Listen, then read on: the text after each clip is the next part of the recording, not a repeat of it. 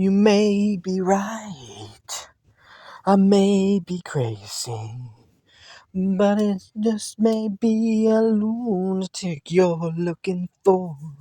Turn out the lights, don't call me crazy.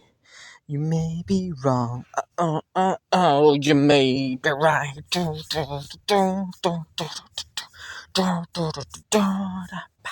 Oh, hey, how'd the walk go? Oh, it did, huh?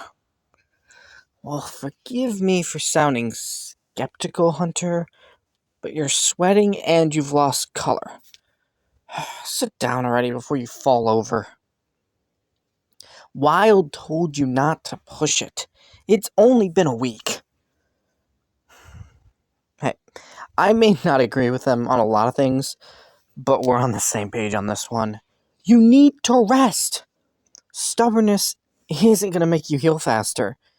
If it could, I wouldn't be the only immortal in the room. You're lucky to even be up and walking this soon. If he had hit anything else, hell, if he hit a different part of your liver even, your emergency background surgery probably wouldn't have gone so well, and you'd have a much steeper road to recovery. So stop trying to rush things. If you keep straining yourself, you might tear something back open and wind up flat on your back again. Just food for thought. Not much. Wild stuck their head in while you were out and shoved a mic in my face. I think they're trying to crack the code on recording vamps before you finish recovering. Which, I mean, good luck with that one, Wild. People have only been trying to figure out what's up with that shit since the phonograph. I think it was my phone call that set them off. It's driving them nuts to figure out why a live, or undead, I guess, call works and a recording doesn't. How the hell should I know? I just know it's a thing. Like how holy water burns me. But I can take the Lord's name in vain all I want. By the way, don't think I didn't notice you changing the subject, by the way. Exactly how far did you walk tonight? A mile? You walked a fucking mile, Cupcake? Jesus Christ. No wonder you look like a trash fire when you walked in. Listen, I call it like I see it.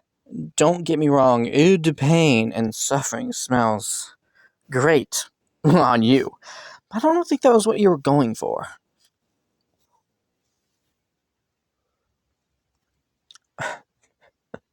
Relax.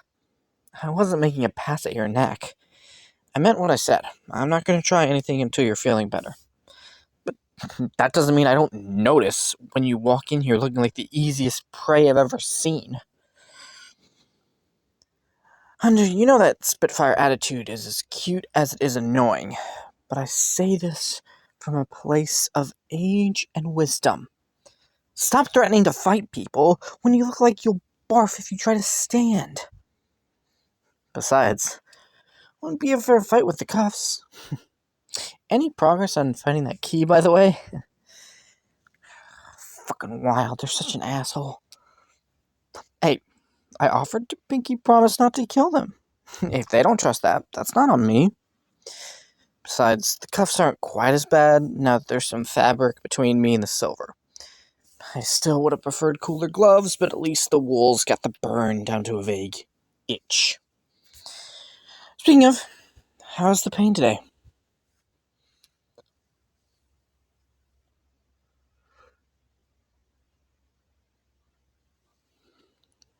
You know, taking meds for this isn't a bad thing. You heal better when you're not hurting.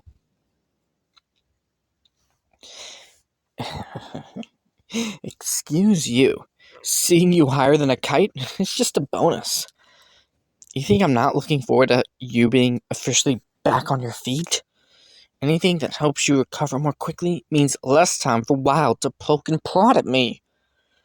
And for the record, you pushing yourself is the opposite of helpful in that department. If you really won't take anything, there's always the alternative. You know what I mean. Look, I know your last time being enthralled was traumatic, to say the least, but I wouldn't put you anywhere near as far under. Just enough to take the pain away. Pinky promise, Cupcake. Swear on my heart and hope to die. Wait. Really? I mean, shit, yes. Okay. Yes, let's do this. No, I don't need you to do anything special. I just need you to look at me, okay? I mean, I can do voice-only stuff, but it's easier for making eye contact. Otherwise, it takes longer, and it's a total pain in the ass. Especially with me running on bagged blood. Not a complaint, just an explanation. You know, in case you need me to enthrall more people before the end of our road trip. You say that now, but I bet that tune will change if we get pulled over by the cops while I'm driving. No license, remember? Anyway, task at hand. All right. Look into my eyes. That's so cheesy. I feel gross just saying that. It's such a goddamn cliche. Okay, anyway. Well, I mean, usually my victim, target isn't this willing, so I don't, usually ask. I just try to catch their eyes, mostly by flirting. Lots of smoldering looks in dark corners. Occasionally in my less friendly encounters, I just pin people up against the walls until they go limp under the hypnotic pressure. But the last time anything like this happened was, never mind. No, it's not important. What's important is getting you under already so I can take your pain away. You have the self-preservation instincts of a suicidal mayfly hunter. Why is this even so important to you?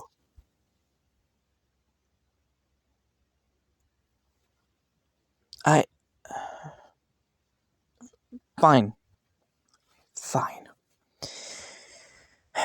Last time I had anyone willingly go under my thrall, it was one of my live-in meals. Story over. Now look into my eyes, okay? Oh my god. You just can't take a hint, can you?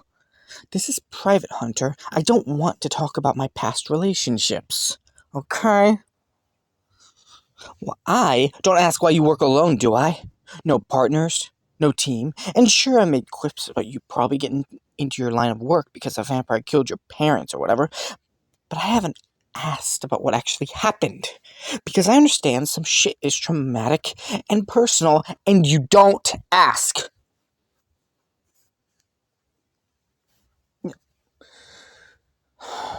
Cupcake, that wasn't a request for you to start telling me. I wasn't actually asking you to tell me. Besides, this isn't a transaction. You telling me your tragic backstory doesn't mean I'm obligated to share mine. If you spill your secrets, it better be because you actually want to, and you're not expecting anything in return. Got it? And don't tell me shit just because you feel guilty about prying. The last thing I need you to do is spill your secrets impulsively and regretting it later once common sense catches up. You would, and I know it. I'm not exactly the sympathetic ear you're looking for, remember? Quips as sharp as my teeth and no empathy whatsoever. Whatever. Let's just get this moving. I'm gonna need you to take a deep breath, okay? Hunter, for once in your goddamn life, just listen to me, okay? take a deep breath in and hold it. Hold it. Now let it out slowly. Look me in the eyes. Good. You're doing good. Still got those walls up, though. I'm gonna need you to let those down, alright? Let me in. Deep breath. Hold. When you let it out, I want you to open up. Relax. No need to be so defensive. It's just me. You're tired, right? Had a big adventure today and everything. I bet resting sounds so nice. You'll feel so much better if you just give yourself over to the thrall. No. No, don't tense back up. You were doing so well. It's because I used the T word, right? My bad. Should have known that would trigger a knee-jerk reaction. Just forget I said anything. Yeah? Yeah. Good, Hunter. Just keep breathing. Keep relaxing. I'm not gonna hurt you. In fact, nothing hurts quite so bad anymore, right? Not your sore muscles, not your belly. All that pain is just ebbing away. Nice and easy. Let it go. You don't need it. You just need to listen to my voice. Trust me, Cupcake. Let me take care of you. There we go. Damn. You dropped under like a rock just then. Took you long enough. Even with you actively trying to let me in, that was still a struggle.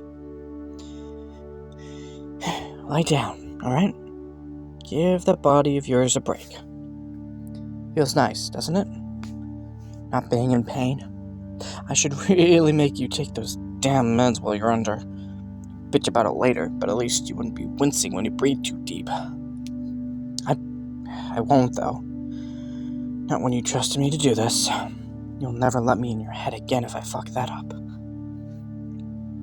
It must have been so scary, letting me in. After what happened at the auction house, it's no wonder you kept fighting against going under. Not being in control of your own mind is terrifying. Having someone telling you what to do is bad enough. Having them tell you what to think. You're braver than me, that's for sure. I didn't even want to learn how to thrall at first. It took me a decade and a half to even try it. It's probably why I'm not as good as my sire, though I guess that could be also an age thing. I hope not. I hope I'm stuck with my clumsy, unrefined abilities for the rest of eternity. Besides, they work well enough for my purposes. I can talk my way out of any speeding ticket and ease pain on request. That's all I need. That's all I want. It's bullshit anyway, saying I'm bad at this. I'm not. Just because I'm not as good as I can be doesn't mean I'm bad. My thrall's stronger than most other vampires even without training.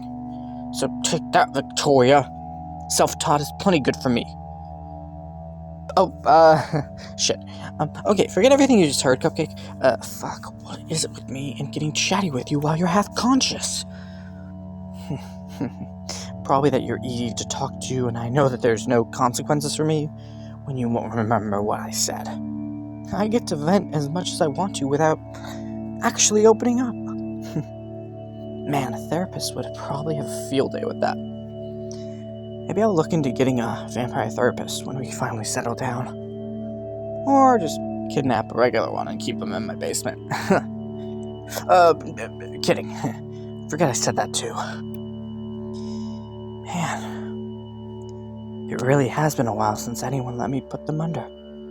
I don't think I've had anyone willing to take the plunge since Morgan. Morgan was my last live meal.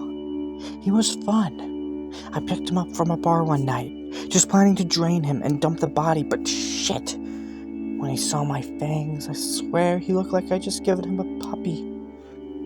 I thought, Maybe he'd been reading some bad romance novels and was expecting me to turn him after talking for like an hour, like some kind of idiot who doesn't understand how big a commitment that is. But he surprised me by asking if I liked to gamble. I don't know what made me indulge him. The same thing that kept me coming back to you, I guess. He seemed like he'd be fun. So I told him, yeah, I like gambling. You don't get to be my age without visiting Vegas at least once. And he grinned, pulled out a deck of cards, and bet me his life.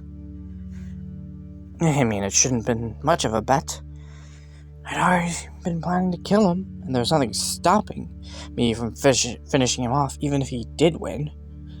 For all he knew, I wasn't the sort of vampire to play by the rules. And God, Cupcake, it was tempting. His heart was racing the whole time he played. I felt like I was just taking adrenaline shots just from being near him. Just from breathing him in. I wanted to rip out his heart with my teeth. Even I wasn't sure what I was going to do when the game was over. It was close, but he won. And, surprisingly, I didn't kill him. I wanted to devour him so badly, but I didn't. Because I had fun. So I told him he was free to go. The fucking idiot came back the next night with a suitcase. Bet a room and board against the life he just barely escaped with. That's how he wound up living with me. It wasn't always that high stakes. He bet blood, secrets, time under thrall, and pettier shit too, like who got the remote. He definitely had a gambling problem, but he wasn't making bets with anyone other than me, so I didn't really care. He got snugly under thrall. I wonder if you would be too if I were over there with you instead of cuffed. Man, you'd be mortified by that, wouldn't you? Alright, forget everything I told you, again, and get some sleep. You need it. Try to stay out for a good 8 hours, okay? And no nightmares. Dream about something nice for once. Sweet dream, Cupcakes. That's an order.